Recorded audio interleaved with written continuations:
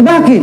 Ganon. Dahil ang hahawak ka sa totoo, magiging garib ka sa mundo. Kukunti ang magiging kaibigan mo. Ang magiging kaibigan at kakampi mo rin, parehas mo ng akida. Yun lang yun. Kaya sabi ni Imam Sufyan Ath-Thawri rahimahullah, man lam yash'ur bil ghurba fahuwa falaysa min ahli sunnah. Sino man, sabi niya, ang hindi makaramdam na parang wala siyang masyadong kaibigan sa majority, hindi siya kabilang sa mga ahlusunnah kung hindi mo maramdaman yun. Dadamdamin mo yun. Nangyari sa Rasulullah, nangyari sa mga sahaba, nangyari sa kanila, kaya manindigan ka sa sunnah. Hindi porke yun ang marami, yun ang totoo. At ang kukunti, kadalasan, ang silang humahawak sa totoo. Ahlul haqqi kalil. Ang mga tao ng katotohanan, kukunti lang sila. Sila lang din nagdadamayan. Kaya sabi ni Sufyan Ath-Thawri rahimahullah, istawsu bi ahli sunnati khaira fa innahum humul ghuraba. Ayusin ninyo ang pagtrato sa kapwa ninyo sunni, kapwa ninyo salafi, sapagkat kayo-kayo din ang mga estranghero sa mundong ito. Kayo-kayo. Na kung kayo dito sa kapwa ninyo gusto nyo umawak sa totoo, ang sabi ng Rasul sallallahu alaihi wasallam, bada al-islamu ghariban wa sayaudu ghariban kama bada'a fatuba lil ghuraba. Ang Islam nagsimula siya na estranghero, ayaw ng mga tao sa kanya.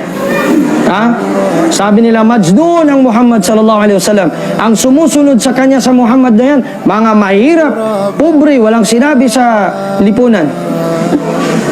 Mamayat-mayat, dumami ang mga Muslim. Ito na tayo ngayon, nagbilyo, nagkuhan. Pero ang sabi ng Rasulullah, wasayaudu gariban kama bada.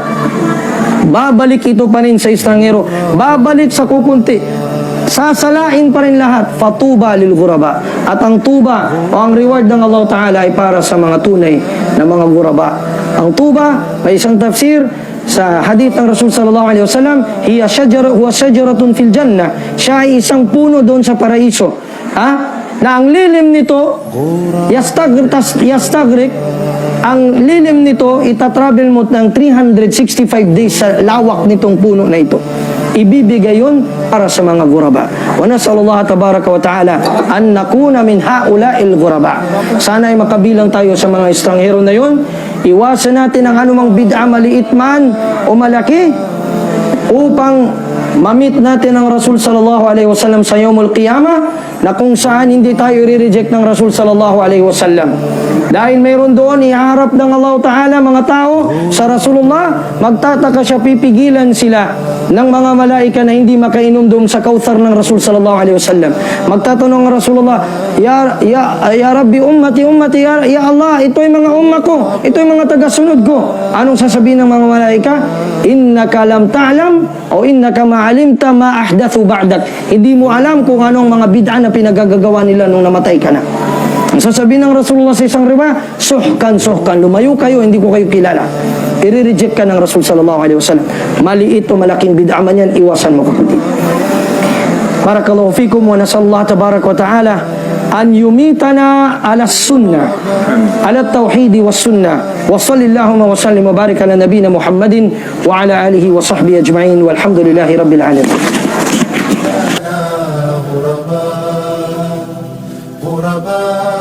صاروا بيننا غرباء عاشوا دنيانا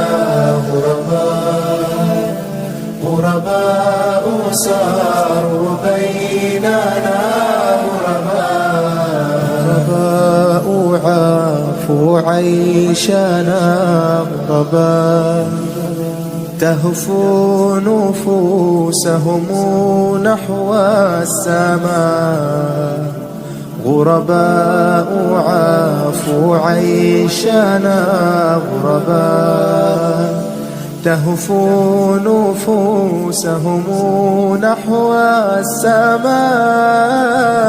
غرباء عاشوا دنيانا غرباء صاروا بيننا غرباء